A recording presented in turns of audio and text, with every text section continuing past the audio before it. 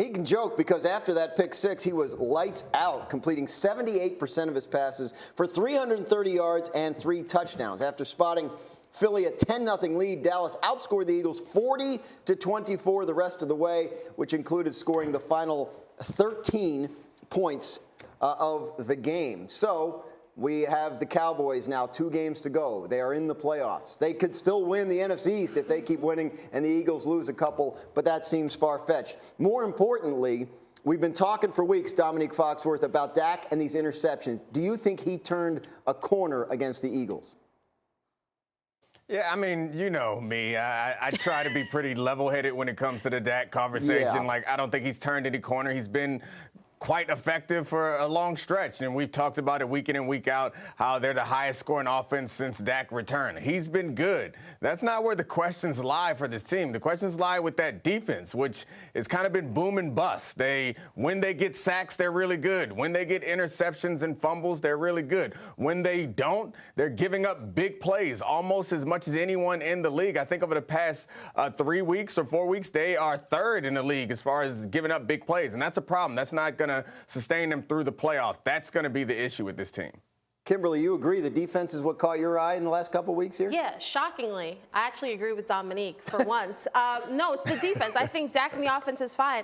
When you think about Super Bowls, like the indelible images to me are Aaron Donald sacking Joe Burrow, the Bucs defense getting after Patrick Mahomes. So when I think about the Cowboys, it's not the offense. It's can this defense keep these high-powered offenses off the field? Can they get after the quarterback? You think about the winning teams in the playoffs. They're allowing only 19 points. The Dallas Cowboys have to be more consistent. They have the pieces. They just need the consistency. If they can't, they're going to have to win shootouts in the playoffs. Can Dak pull that off? Oh, this offense can definitely pull that off, and Dak can definitely pull that off. I think they have 4 40-plus point games in their last 8 games. Like to me, I look at them. I feel like we've had this conversation before about the Kansas City Chiefs. Like the Chiefs have always been good. We're like, but can that defense hold on enough? I think that ends up being the story. The offense, no doubt, is good enough. Dak is no doubt good enough. You know, I think, you know, the question gets posed like, hey, did he turn the corner? Is Dak finally good enough? I'd be surprised if everyone at this table and then, you know, Dominique, you know, wouldn't agree on this. That like Dak's been excellent. Like Dak has been really good for a long time. Like because the team hasn't won, there's this kind of perception of like maybe he's not good enough, maybe he can't lead an offense.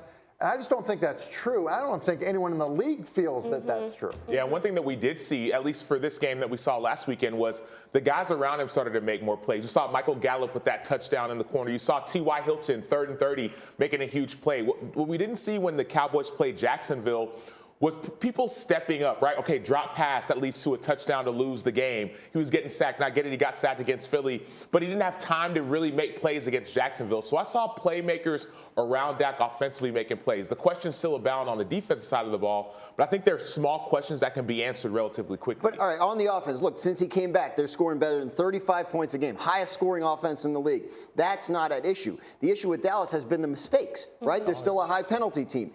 Dak Prescott, has thrown a lot of interceptions this year, uncharacteristically so. Did we see anything Sunday that makes us feel better about that?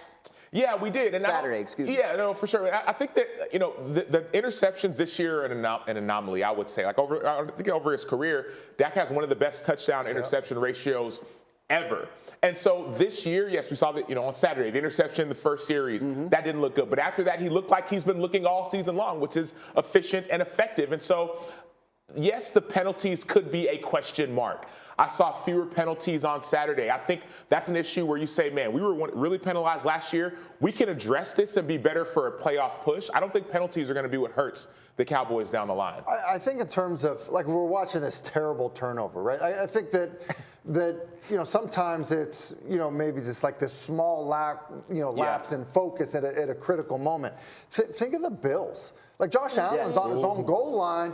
He fumbles a snap. You know what I mean? Like, and we talk about Josh Allen like he's a perfect player. And look, he's pretty close, but like at the same time, like everybody will have mistakes like that. The question ends up being is when you're the only game on because it's a playoff game and everyone's watching it and your season ends if it doesn't happen, like do you have that lapse right there? But I think in terms of like, is he good enough? Can he get hot and go? Like, yes, that's like the answer. But it's not even the lapse for me. I think it's the ability to overcome the lapse. No one's perfect, like you mentioned. Josh Allen, we saw this last week, threw a couple interceptions against the Bears. That game was close until it got away late in the game.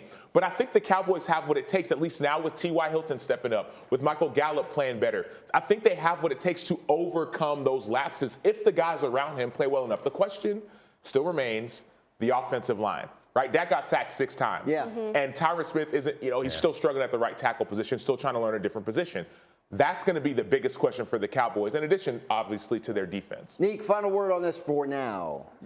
Yeah, my biggest question for the Cowboys is that defense going to be able to step up in those important moments and get those kind of big plays, sacks or interceptions? I think we have to accept that this is not a dominating defense. This is not a defense that's just going to shut you out all game. But they have really, really talented playmakers and guys like Diggs and obviously Micah Parsons. And they're going to have to, even in a shootout, at some point, they're going to have to make some plays. And they made some. They created turnovers against the Eagles, but it's just a hard way to live week in and week out, like hoping to make these big plays and not being a stable defense. I have really very few concerns about the offense. They've proven themselves week in and week out that they can put up numbers against just about anybody and play well enough. The question is, like Kimberly started out this segment, do we have those big signature defensive plays that we become accustomed to with great teams that make Super Bowl runs? Is Micah Parsons going to be able to do it week in and week out? Because they're going to need 2 or 3 of them every week. Thank you for watching ESPN on YouTube. For live streaming sports and premium content, subscribe to ESPN+.